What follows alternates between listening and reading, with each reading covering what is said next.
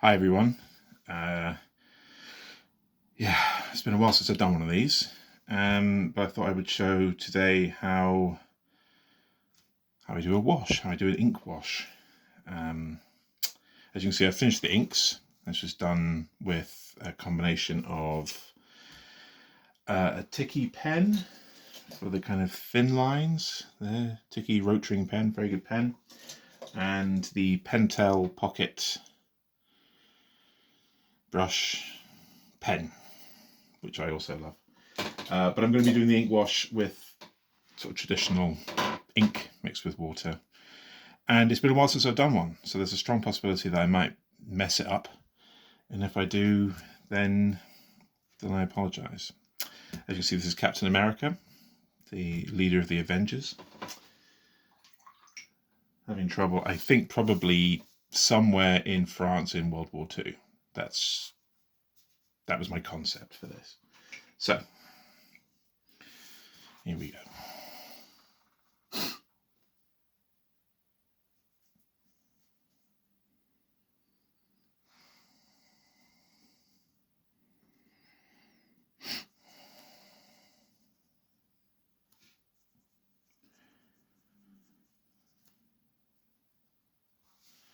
The only problem with doing these videos is you become very self-conscious about the amount of sniffing you do, and also kind of generally how heavy your breath is.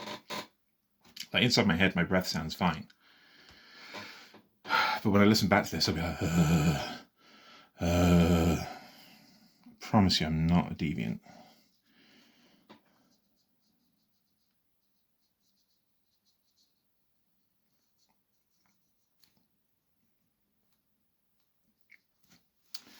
As you can see, I'm sort of laying down a pretty basic wash and leaving a few sort of white spots of paper for highlights, just to kind of make the figure pop a little bit. And the plan generally, I think, is I'm going to do this guy, what you would call the sort of blue section. I'm going to do all that in wash. The red, maybe a lighter wash. These stripes would be red. A little wash on here for these stripes. And then probably some kind of like clouds and stuff up here. I don't know if that'll make it onto the video though. Yeah. So that's my thinking. Wash is nice. I always feel like I'm cheating a little bit when I do a wash though. Like I think a wash kind of can save a sort of mediocre drawing sometimes. And I do worry that is sometimes what I'm doing. I'm going, well, it's not great, but it'll look better when I've added some wash. But I think this is an alright picture. This was my second go at this commission piece. I did another one. More kind of, this is pretty traditional, but this was even more traditional drawing of him, of Captain America, kind of leaping at the viewer with his shield and all sorts of explosions and things in the background. And it was all right, but it was a bit boring. When I came to ink it, I found I just didn't really have the excitement to kind of ink it. It wasn't dynamic enough. There wasn't enough of a story. There wasn't that much going on. Now this one is just a single figure, but I think the sort of rubble and bullets and general kind of noise creates at least a little bit of a story anyway. So, yeah.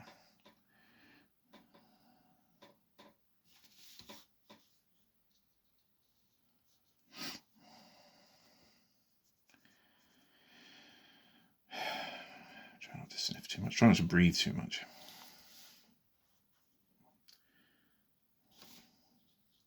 You can see the headline now. Dundee comic artist asphyxiates at drawing table. Self-conscious Dundee artist. Oh man, that's funny. Anyway. There you go. So I'm using it to kind of pick out some of the details. And I'm going to even add a little bit here of the kind of scales on Cap's body armor. Make that pop out a little bit. There we go.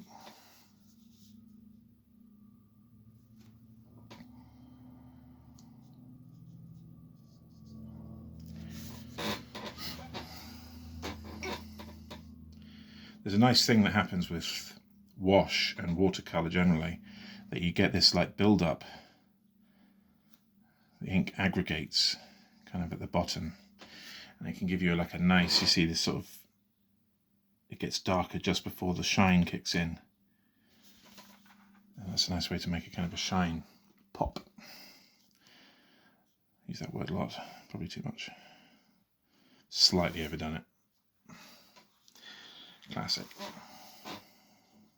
But it's nice, you can see here on the glove the ink kind of pools at the bottom, and that automatically creates nice shading, nice depth, and yeah, that looks alright. I'm into it. Good.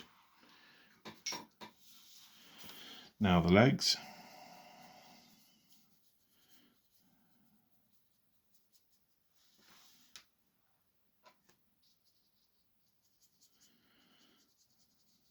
Look at this shitty old brush I'm using here. Look at that. It is I think all the markings are always, I've had it for years and years, and it's been horribly abused. I use it for dry brush. I use it for wash. Sometimes if I'm feeling adventurous, I even use it to kind of do the line art. It is probably my favourite brush. It was incredibly cheap. It was a sable brush. It's a sable Renaissance Rigger size 6 or size 7 or something like that. Yeah. I don't know if this is a funny story or not, but I think it's an interesting story. I remember when I was kind of learning how to ink, like how to ink properly, not just like with a pen, but to use a brush. I remember reading in some kind of how-to guide, might have been the How to Draw Comics the Marvel Way or something like that, that the ideal brush for the comic artist was a sable number 2, Winsor & Newton number 2. That was the sort of optimum size, and everyone in the industry used that. And if you wanted to be a real pro, that is the brush. That's the one you should use. And because I'm an idiot, when I went to the stationery store, the art supply store, I had sort of kind of forgotten what they suggested, and all I saw a Renaissance Rigger number 2. And I thought that was the one, that's the one to use. And so for years, I used this Renaissance Rigger brush, which is, this is what it looks like. Dead long and thin, completely wrong, not like, and this by comparison is the number 2. I don't know if you can see that.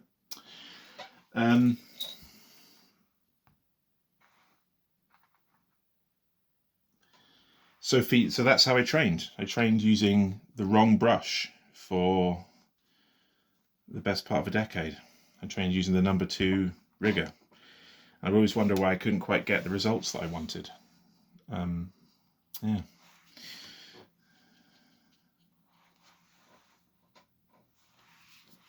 So I think that's the figure done.